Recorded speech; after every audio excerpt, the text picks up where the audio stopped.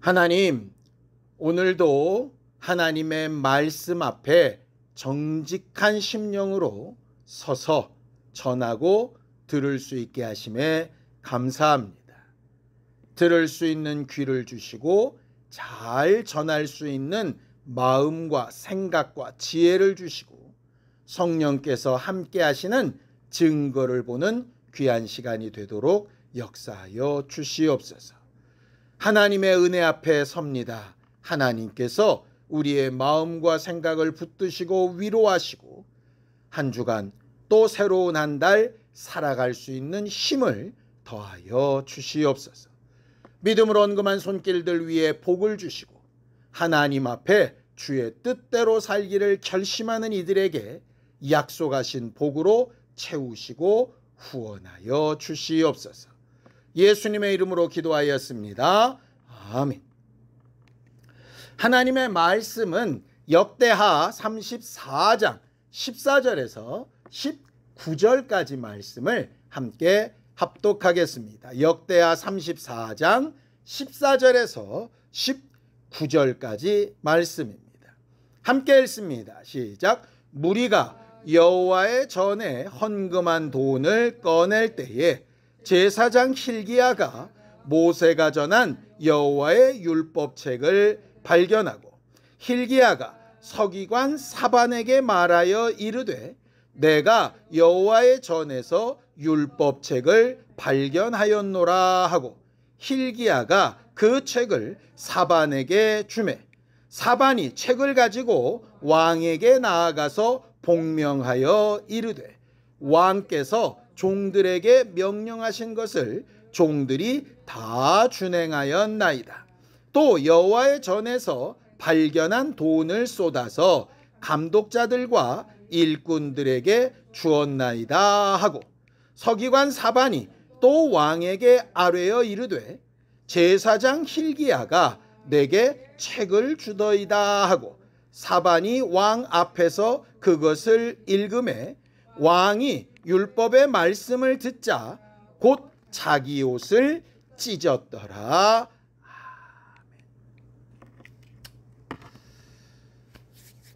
우리가 성경을 통해서 배운 하나님은 영원토록 변함이 없이 우리에게 가지신 뜻과 하시는 일을 이루어 가시는 분이십니다.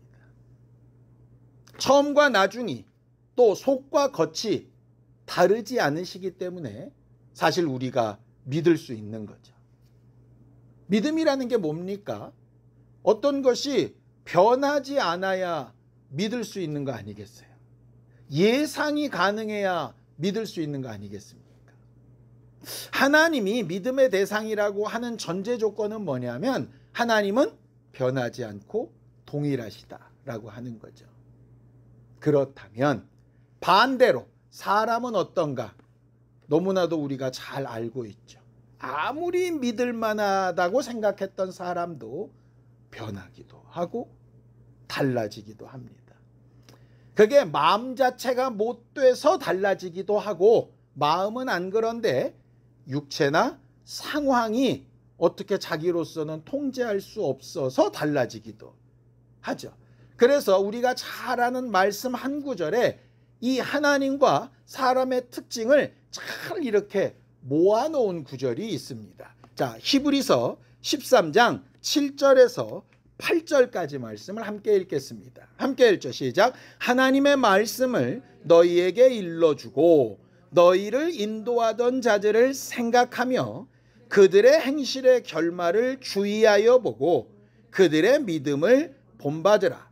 예수 그리스도는 어제나 오늘이나 영원토록 동일하시니라 그랬어요.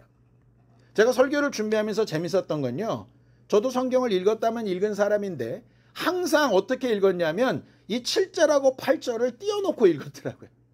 그러니까 7절을 인용할 때 많고 8절을 인용할 때 많은데 이걸 붙여서는 이번에 처음 봤어요. 그러니까 이게 왜 붙어있지? 봤더니 이게 한 말을 하고 있는 거예요. 예수 그리스도는 어제나 오늘이나 동일하시니라. 그렇다면 그 앞에 너희를 인도하던 자들은 동일하지 않다라는 거예요. 그러니까 자세히 주의해 보라는 거예요. 안 바뀔 거라고, 여전할 거라고, 믿음의 대상이 될 거라고 생각 없이 쫓아가지 말고 해야 된다. 누구와 달리? 예수 그리스도와 달리. 지난주에 우리가 배웠던 것처럼 구원받은 이후에 우리는 예수 그리스도의 성품에 닮아가려고 애쓰는 사람이 되어야 맞습니다. 근데 보세요. 애쓰는 사람이 된다는 말의 전제는 뭡니까? 예수 그리스도의 성품과 기본적으로는 다르다는 얘기잖아요. 그러니까는 사람을 의심해라 이런 얘기가 아니고요. 예수 그리스도를 믿는 것처럼 믿지 말라는 거예요. 그러니까 믿음의 대상으로서의 깨졌을 때 솔직한 얘기로 하면 실망할 것도 없고 사실 욕할 것도 없다는 얘기죠. 왜? 원래 그런 사람이니까. 그래서 그 안에 그가 믿음의 근본으로 삼았던 변하지 않는 예수 그리스도만 바라보라 라고 하는 겁니다. 앞에 있는 목사도 마찬가지입니다. 목사와 그 안에 전하는 하나님의 말씀을 분리해 볼 수 있는 지혜가 성도들에게 있어야 된다는 얘기예요. 물론 쉽지 않습니다. 하다 보면 이게 막 뒤섞여 가지고 마음이 갈 때도 있습니다. 그것도 뭐 어쩔 수 없는 일입니다. 그러나 결정적인 순간에는 그거를 잘 분리해낼 수 있어야 하는 거죠. 우리가 부모가 우리를 너무너무 사랑하고 목숨까지 내어줄 만큼 그렇게 사랑한다는 거 압니다. 근데 그렇게 사랑한다는 사실과 부모가 가진 힘과 능력이 부족하고 아니면 지혜가 모자라서 우리 마음을 상하게 하고 아프게 한다는 사실은 별개의 문제입니다. 이게 떼놓고 보기 참 힘든데 사실은 떼놓고 봐야 하는 거예요. 그러니까는 연약해서 할 수 없는 것과 실제 그 마음은 분리해서 봐야 되는 것이죠. 결국 이거 잘하는 사람이 시험 잘 안 들고 이거 잘하는 사람이 결국 사람에게 속지 않고 눈에 보이는 것에 미혹되지 않고 실질적으로 하나님을 잘 따라가는 사람이 될 것 같습니다. 목사인 저도 또 함께 신앙생활하는 우리 모두도 말이죠. 성경에도 이 내용은 너무나도 많이 쓰여져 있습니다. 믿음의 조상이라고 하는 아브라함 어떤 사람이었습니까? 하나님의 명령 때문에 아버지와 고향집을 다 떠나서 알지도 못하는 것으로 막 인도받아 갈 만큼 대단한 사람이었습니다. 그런데 그의 삶에 아내를 2번이나 팔아먹죠. 그렇죠? 또 하나님께서 정해놓으신 규칙이 있음에도 불구하고 다메섹 종을 후계자 삼으려고 했다가 이스마엘도 낳았다가 이렇게 합니다. 그러니까 그렇다고 그의 믿음이 없다 이렇게는 볼 수 없어요. 믿음이 있기는 있는데 연약한 부분과 변질되는 부분이 분명히 나타나는 거죠. 하나님의 마음에 아주 가장 합했다고는 다윗도 우리가 잘 알고 있습니다. 굉장히 선한 일을 한 것도 있지만 밧세바 사건으로 아주 바닥까지 떨어졌던 때도 있었잖아요. 사실 너무나도 겸손하고 하나님 앞에 개혁을 하려고 했던 히스기야조차도 나머지 목숨 15년 연장받다가 결국은 나라도 망하고 이렇게 되어지는 상황이 벌어지잖아요. 성경에서 아주 대단한 믿음의 사람들이라고 했던 사람들조차 그랬던 것을 보면 우리는 뭐 어떻겠습니까? 당연히 실망스러운 부분도 있고 실수하는 부분도 있고 그렇게 하겠죠. 성경을 보면서 그럼 이렇게 실수나 이런 잘못이 기록되지 않은 사람은 없었을까? 그러니까 기록되지 않은 잘못은 분명히 다 있을 수 있겠지만 적어도 성경에 기록에 안 남고 거의 완벽하다고 생각되는 사람이 만약에 있다면 누굴까 찾아봤더니 한 2명 있더라고요. 2명. 한 명은 여호수아. 여호수아서를 읽어보면 여호수아도 물론 실수가 있긴 했으나 그게 크게 무슨 뭐 대단한 것이라기보다는 기도 안 해가지고 기본 사람들 뭐 받아들이는 뭐 이 정도예요. 여호수아도 굳이 흠을 찾자면. 근데 절대 흠을 찾지 못할 사람 딱 한 명을 찾아낸 게 요시야입니다. 요시야. 오늘 우리가 보려고 하는 요시야죠. 성경을 좀 볼까요? 열왕기 하 22장 2절입니다. 함께 읽죠. 시작. 요시야가 여호와 보시기에 정직히 행하여 그의 조상 다윗의 모든 길로 행하고 좌우로 치우치지 아니하였더라 그랬습니다. 이게 도대체 어떻게 이 사람은 이럴 수 있었을까? 다음 장에 이렇게 되어져 있어요. 열왕기하 23장 25절입니다. 함께 읽죠. 시작. 요시야와 같이 마음을 다하여 뜻을 다하며 힘을 다하여 모세의 모든 율법을 따라 여호와께로 돌이킨 왕은 요시야 전에도 없었고 후에도 그와 같은 자가 없었다. 이게 최고의 칭찬이거든요. 우리는 보통 이렇게 하면 다윗과 같이 하나님의 마음에 합한 자가 전에도 없었고 후에도 없었다. 이 말씀은 많이 들었어요. 근데 요시야 얘기는 저도 별로 들어본 적이 없었던 것 같아요. 근데 성경 구절에 뭐라고 되어 있느냐? 다윗과 달라요. 다윗은 그냥 하나님의 마음에 든 사람이라고 되어져 있는데 요시야는 모세의 모든 율법을 가지고 계속해서 자기를 돌아봤던 사람은 요시야 이전도 없고 이후도 없다. 이렇게 되어 있어요. 그러니까 여호수아조차도 굳이 흠을 찾자면 있는데 요시야는 열왕기나 역대기를 아무리 뒤져봐도 흠이 없어요. 이 사람이. 그러니까 왜 이럴까? 진짜로 완전 무결한 예수 그리스도 같이 무죄한 사람이란 얘기가 그건 아니겠죠. 분명히 뭔가 죄가 있을 텐데 이 사람의 특징이 뭐냐 하면 다윗도 그러지 못하고 여호수아도 그러지 못했던 한 가지. 모든 행동과 모든 일에 여호와의 율법을 딱 두고 그걸 가지고 계속해서 자기를 돌이킨 사람이었다는 얘기예요. 끊임없이 그 기준으로 돌아가려고 애썼던 사람이라는 말입니다. 결국 믿음으로 살아가는 삶이 뭘까? 결국 이거 같아요. 하나님의 말씀을 딱 두고 그 말씀 앞에 모든 부분에 자기를 돌아봐서 계속해서 돌이켜가는 거죠. 회개한다면 회개하고 선택한다면 그 말씀의 기준에 맞춰서 선택하고 아주 그 기준이 딱 서 있는 겁니다. 우리나라를 우리나라 되게 하는 기준이 있습니다. 그게 뭡니까? 헌법입니다. 자꾸 사람들은 대통령이라 그러는데요. 대통령은 우리나라를 세우는 기준이 아닙니다. 대통령은 우리가 얼마든지 바꿀 수 있어요. 근데 그대로 항상 존재하는 건 뭐냐면 그 대통령이 지켜야 되고 군대가 지켜야 되는 우리나라의 가장 기본은 뭐냐면 헌법입니다. 그거에 맞춰서 모든 법률도 모든 제도도 이루어집니다. 만약에 어떤 제도든 어떤 법이든 헌법에 위배되면 어떻게 됩니까? 그 제도나 법은 위법한 것이 됩니다. 결과적으로 기준이 그렇다는 거예요. 근데 세상의 헌법은 또 우리가 바꿀 수 있어요. 시대에 따라서 상황 따라서 바꾸면 됩니다. 그런데 하나님의 법은 그렇지 않다는 거예요. 아까 처음에 우리가 배웠던 히브리서 말씀처럼 어제나 오늘이 동일하시기 때문에 그 기준은 모든 선택과 모든 기준, 모든 것의 판단의 기준이 되는 게 결국 말씀인 거죠. 아마 여러분들은 들으시면서 그걸 모르는 사람이 누가 있냐?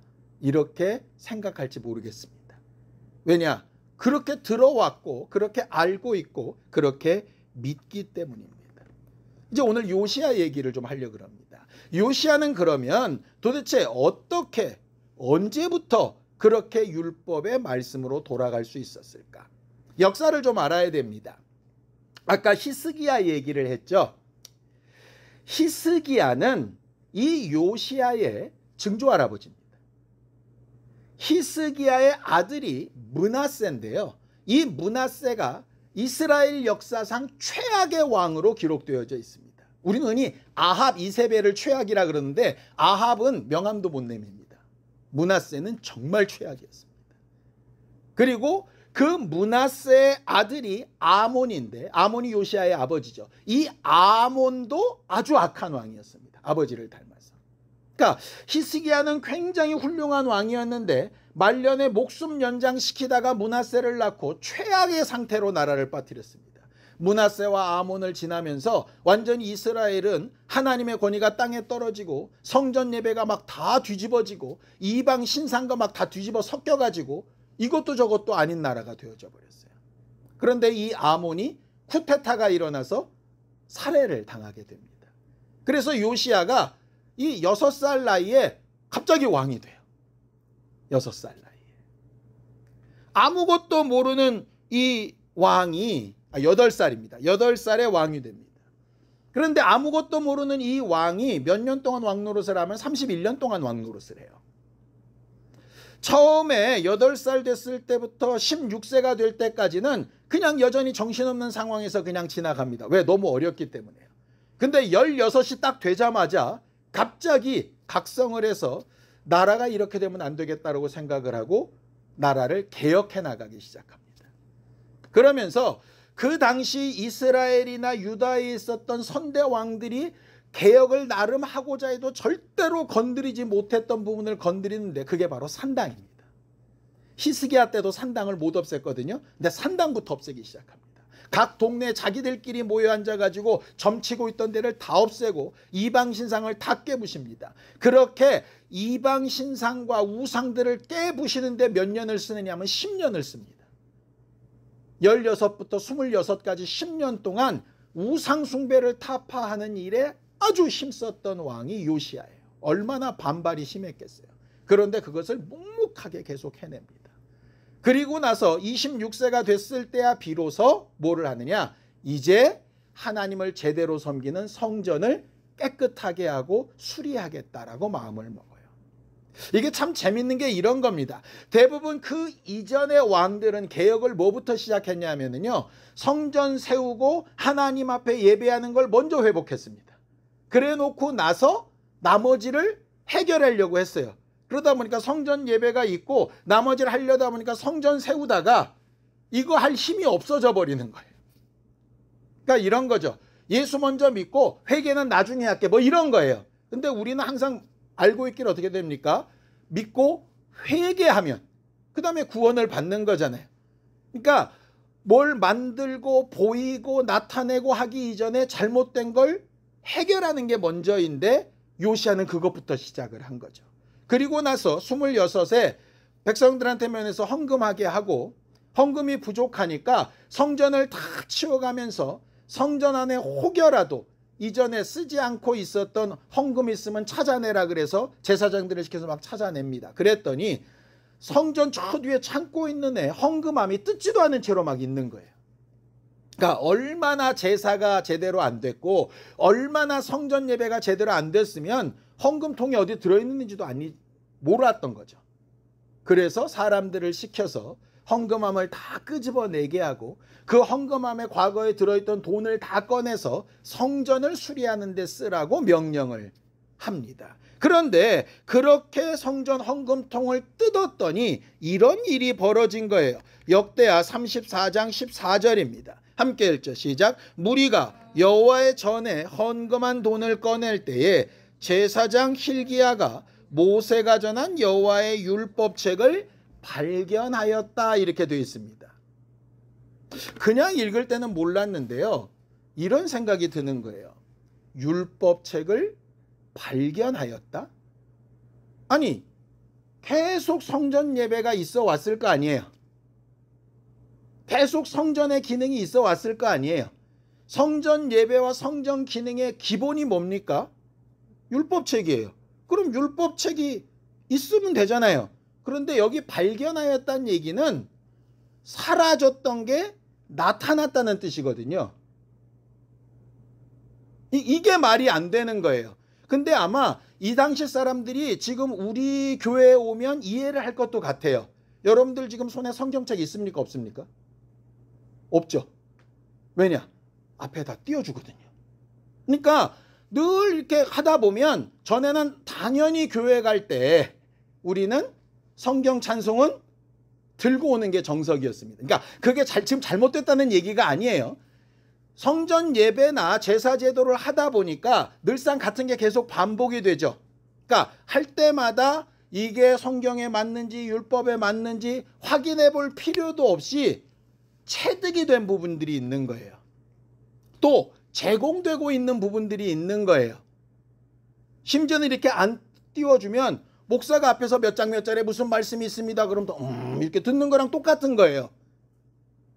우리가 성경을 가지게 된 게 얼마 안 됐잖아요. 구텐베르크가 화자를 만들었을 때부터 성경을 가지게 된 거잖아요. 그 이전까지의 신앙생활은 어땠습니까? 일반 성도들은 성경을 본 적도 없어요.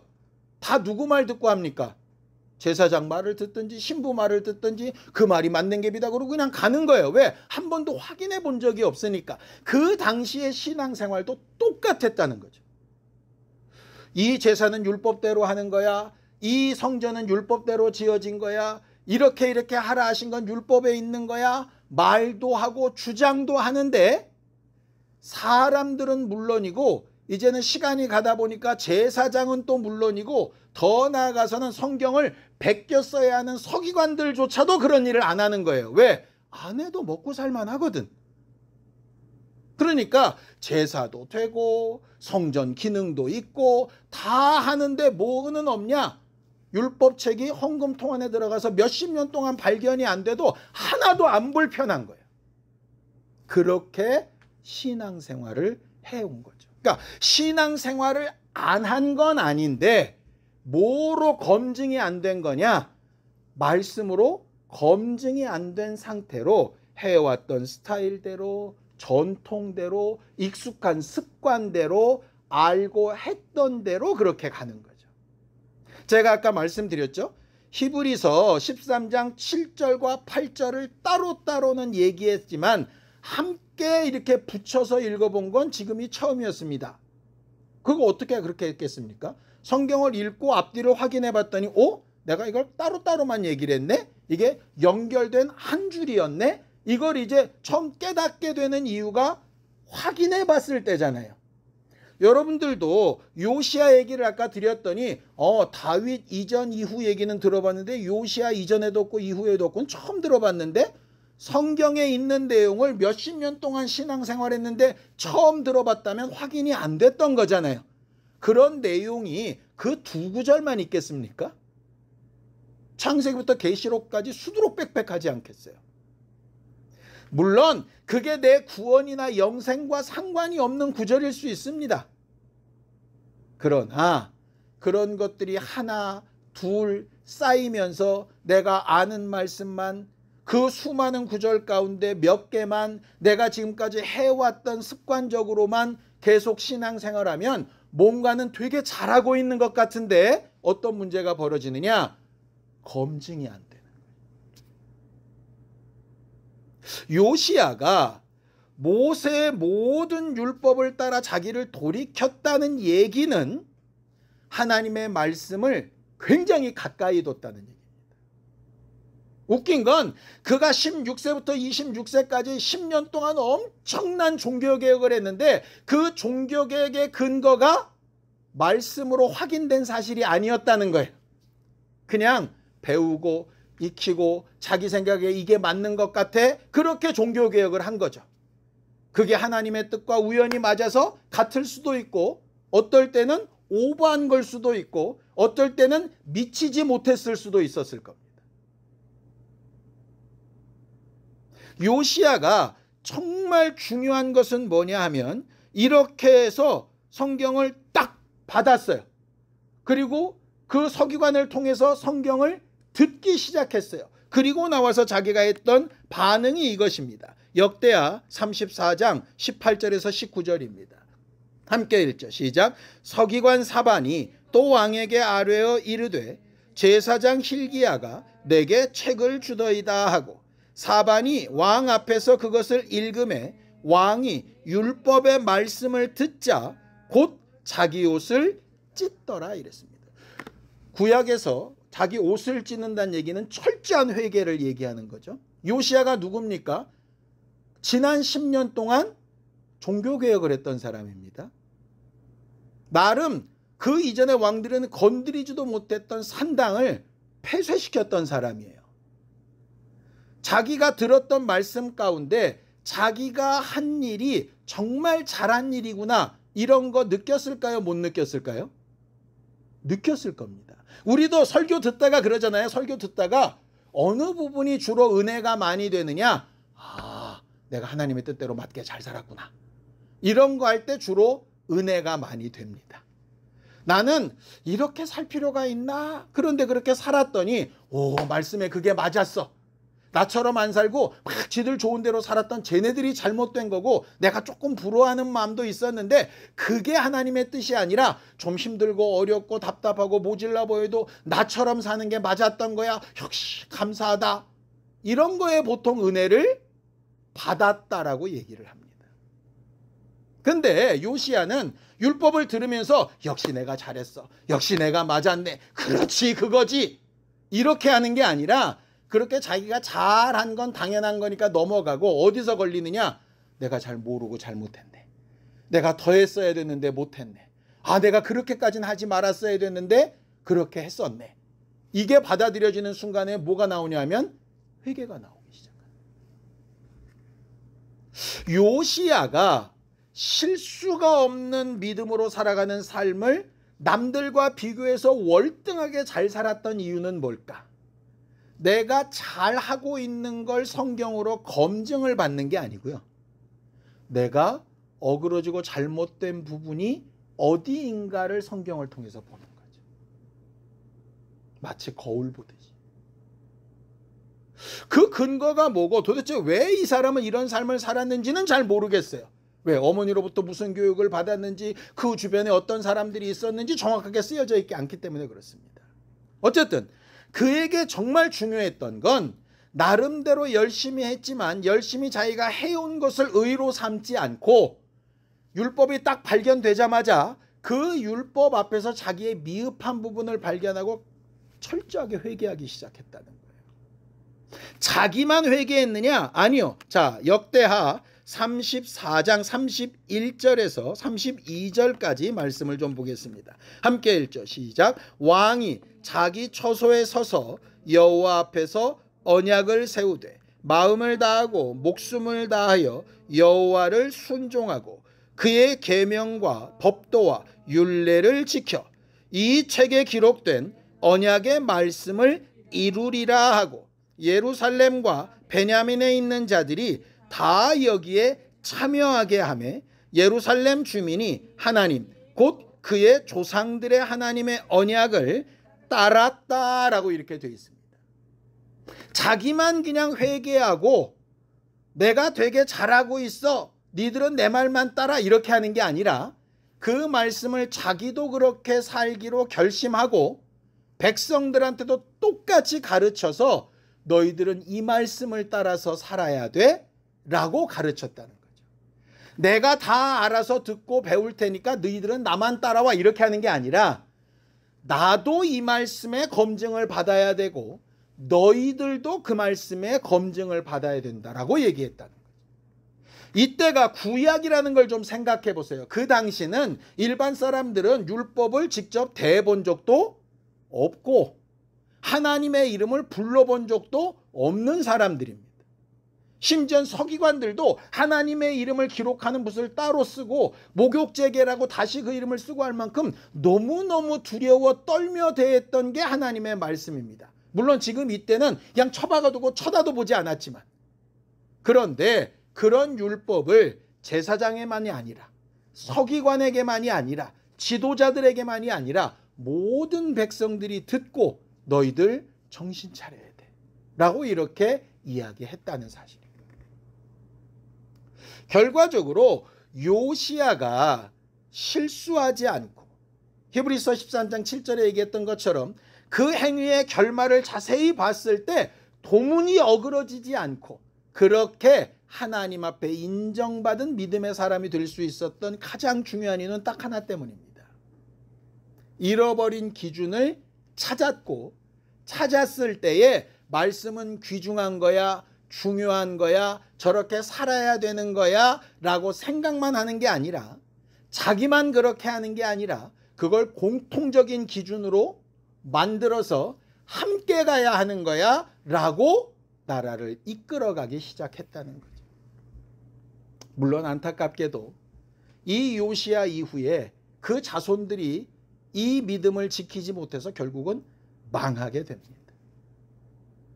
그리고 그런 동일한 믿음의 내용을 오셔서 말씀하시니까 예수 그리스도였던 거죠. 예수 그리스도의 복음과 요시야가 말한 말은 굉장히 닮아 있습니다. 그 당시 제사장들이나 서기관들이 잘못 가르쳤던 장로들이 유전이 있었잖아요. 요시야가 율법 없이 그냥 막 따라왔던 것처럼 그거는 잘못됐고 말씀에 따라서 각각 판단하며 살아야 된다고 가르쳤던 게 예수 그리스도의 복음 아니었습니까? 그렇다면 요시야의 믿음과 예수 그리스도의 믿음은 다 있다는 거죠. 종교개혁 시기에 성직자들이 독점하고 있었던 말씀을 루터를 통해서 다 각 사람들에게 나누고 번역된 성경을 통해서 각각의 믿음을 보장받을 수 있도록 한 게 종교개혁이었습니다. 그러니 그 믿음도 예수 그리스도의 믿음과 있다 했죠. 그렇다면 요시야가 주장했던 믿음과 예수가 가르치셨던 믿음과 종교개혁 초기에 있었던 믿음, 거기에 우리의 믿음을 대입해 보면 어떻습니까? 말씀이 중요하다는 걸 모르는 사람은 아무도 없습니다. 말씀이 우리 신앙의 기준이 되어야 된다는 걸 부인하는 사람도 없습니다. 그런데 혹시 헝금함 속에 숨겨져 있듯이, 창고 어디 골방에 들어가 있듯이 주일날 되면 그냥 귀를 열고 들어와서 몇 구절 듣고 가는 게 굉장히 잘하고 있는 것처럼 여겨지듯이 혹시 그렇게 살고 있지는 않습니까? 믿음으로 살아가는 삶의 기준은 말씀입니다. 말씀은 귀중하다라는 말이 믿음이 아니라 그것이 실질적으로 내게 귀중하게 돼야죠. 헝금함에 금덩어리가 잔뜩 있어도 그것을 꺼내 쓰지 않으면 성전은 절대로 수리되지 않잖아요. 저 창고 안에 금이 몇 덩이 있어. 얘기하면 뭐합니까? 그게 꺼내 쓰여지질 않는데.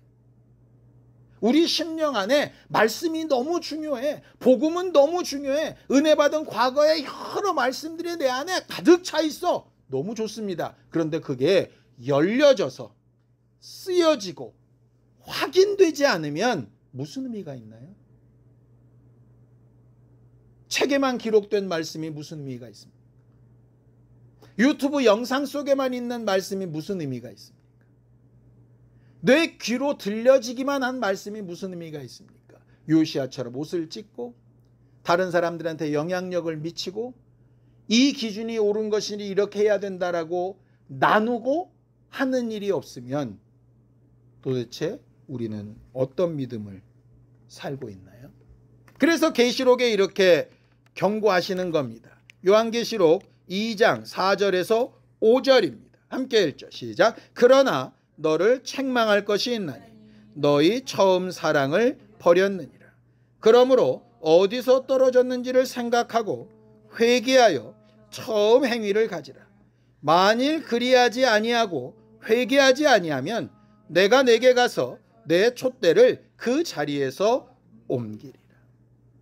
어디서 잊어버렸고 어디서부터 문제인지. 엘리사의 제자인 생도가 도끼를 빌려다가 나무를 하다가 도끼가 연못에 빠지는 일이 있었죠. 남에게 빌려온 것이라 갚을 길이 없어서 울고 있을 때 엘리사가 와서 딱 한마디만 묻습니다. 뭐라고 얘기하죠? 어디다 빠뜨렸냐? 떠올리게 하고 다시 되찾게 하는 건 하나님의 능력입니다. 그런데 어디다 빠뜨렸는지, 어디서 문제가 생겼는지 발견하는 건 내가 해야 되는 문제입니다. 우리의 신앙생활이 말씀대로 산다며 왔는데 어디서부터 비껴났을까? 저는 목사니까 제가 하나님의 뜻대로 목회를 한다고 개척을 시작해서 여기까지 오는 과정 가운데 과연 어디서 이게 벌어졌을까? 문제가 났을 때가 문제가 아니라 그 문제의 원형은 어디서 찾아야 되느냐면 내가 떨어뜨린 어느 부분부터 시작일 거거든요. 그 부분을 찾아 회개하지 않으면 근원이 해결나지 않습니다. 사람들과 관계도 마찬가지입니다. 지금 좋은 게 좋은 거라고 다독거린다 그래서 과거에 있었던 그 앙금이 없어지나요? 그거 찾아 회개하고 나누고 용서하고 용서받고 하지 않으면 언젠가는 다시 올라오게 되는데 그거 뭘로 확인하고 뭘로 찾을 겁니까? 말씀으로 찾아야죠. 발견이 안 되면 깨닫게 해달라고 기도해서 찾아야죠. 믿음으로 살아가는 삶은 저는 그거 하는 것 같습니다. 아까 말씀드렸죠. 성전을 훌륭하게 짓고 하나님께 드리는 제사를 휘황찬란하게 하는 것 이전에 먼저 했어야 될 일이 뭡니까? 산당과 우상을 먼저 해결하는 문제 아니었습니까? 주를 따르겠다고 헌신하고 펄펄 날아다니기 이전에 먼저 해야 될 게 뭡니까? 죄인인 걸 깨닫고 회개하는 일 아니었습니까? 내가 뭔가를 잘 살아가는 것 대단히 중요한 문제인데 그 이전에 해야 될 건 내가 어디서부터 어떤 말씀에서부터 어떤 단계에서부터 혹 믿음이라고는 하나 실제는 그렇지 아니하는 방향으로 멀어졌을까를 말씀을 통해서 기도를 통해서 회복되지 않으면 뭔가 괜찮아 보이지만 마치 기초가 없는 것 같아서 또다시 허물어지고 또다시 허물어질 수도 있지 않겠는가 하는 생각이 듭니다. 단순히 성경만 읽읍시다 이런 얘기 아닙니다.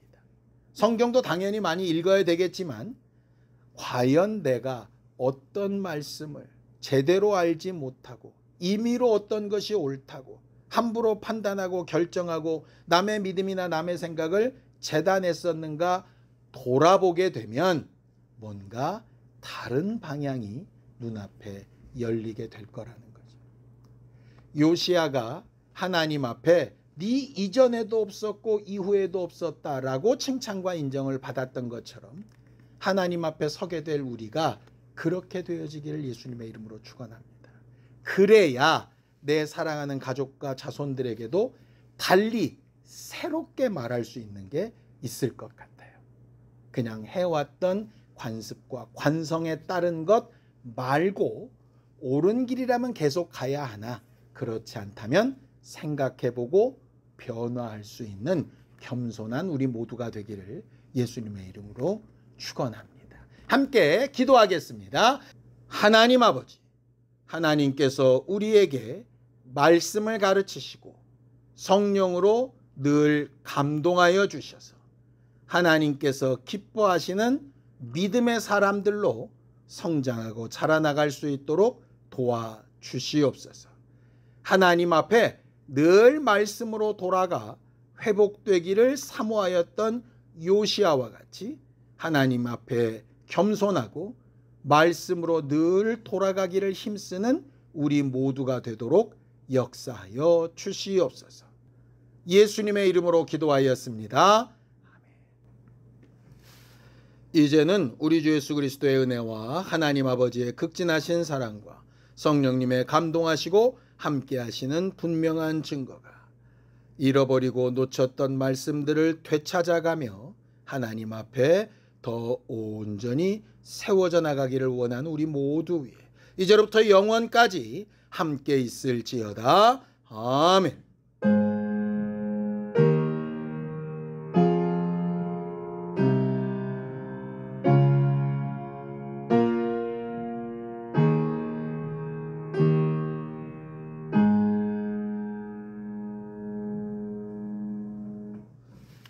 이번 한 주간 또 이번 한 달 하나님의 말씀으로 늘 우리를 돌아볼 줄 아는 그런 교회가 되어져 가기를 원합니다. 수고하셨습니다. 감사합니다. 안녕히 돌아가시기 바랍니다.